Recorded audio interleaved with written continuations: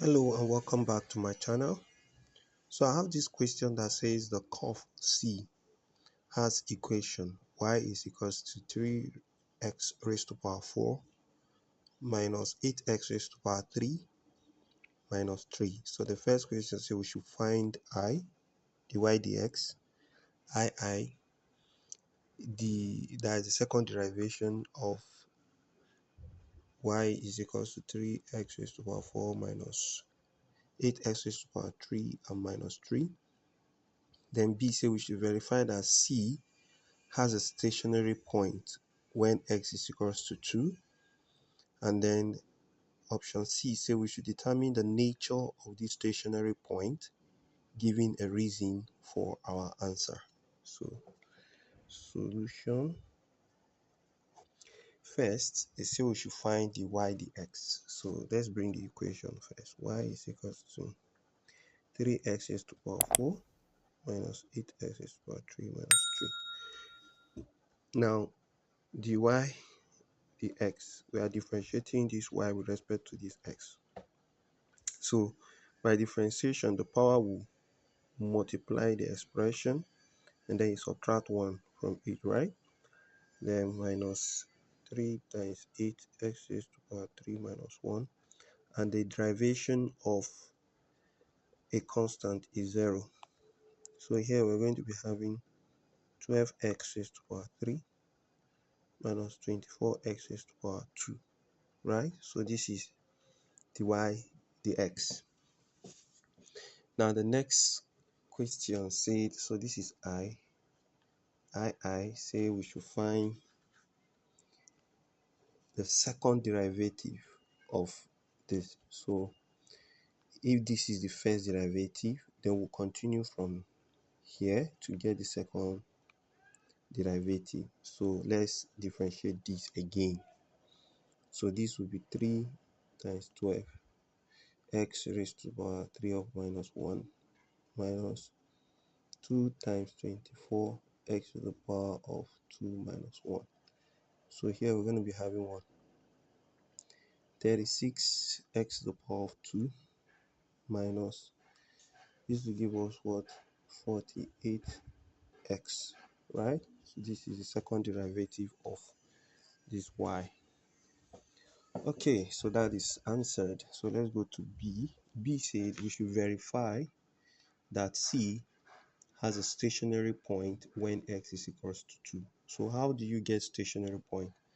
To get a stationary point, you should substitute the value of x is equals to 2 into the y dx result to see what you're going to have. If the final value is 0, then a stationary point exists. But if it's not 0, then a stationary point does not exist. So let's see. The y dx gave us 12x raised to the power 3 minus 24x raised to the power of 2. So but x is equals to 2, so let's substitute. Now we have dy dx 12 into 2 raised to the power of 3 minus 24 into 2 raised to the power of 2. So that will be giving us 12 times 8 minus 24 times 4. So this is going to give us 16 right, and 6 carry 1, that's 96. This times 16 right, and 6 carry 1 times 8, 96. So dy dx is equals to what? 0.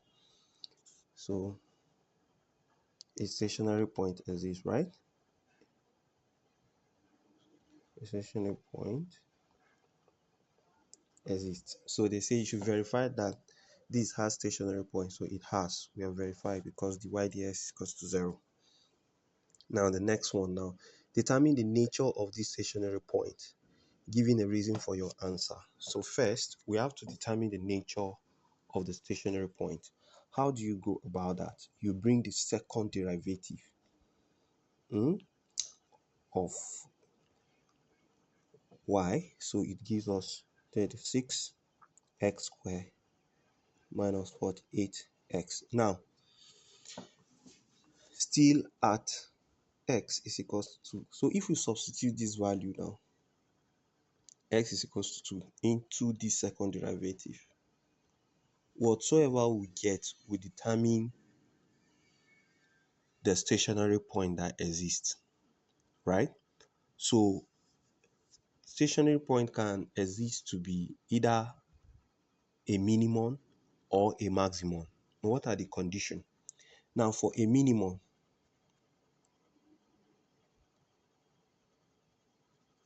stationary point, right? The second derivative must, for a minimum, must be greater than 0. Then for a maximum, stationary point, right? The second derivative must be less than what? Less than 0 when you substitute the value of x into the second derivative. So let's see which of this is the one that exists in this. So here at s is equals to, so we substitute it here, we have 36, 2 raised to power 2 minus 48 into 2, right? So this is going to give us 36 times 4 minus this value will give us 96. Yes, so this times this will give you 24, then 4 carry 2, 12, 14 minus 96. So this is going to give us 14 minus this is 8. So we're going to have 48. So the y, the second derivative, is going to give us what? 48. And 48 is greater than 0. So it means that the stationary point that exists in this y is equals to 3x raised to power 4 minus 8x raised to power 3 minus 3, right, has a stationary point with a nature that is a what? Minimum.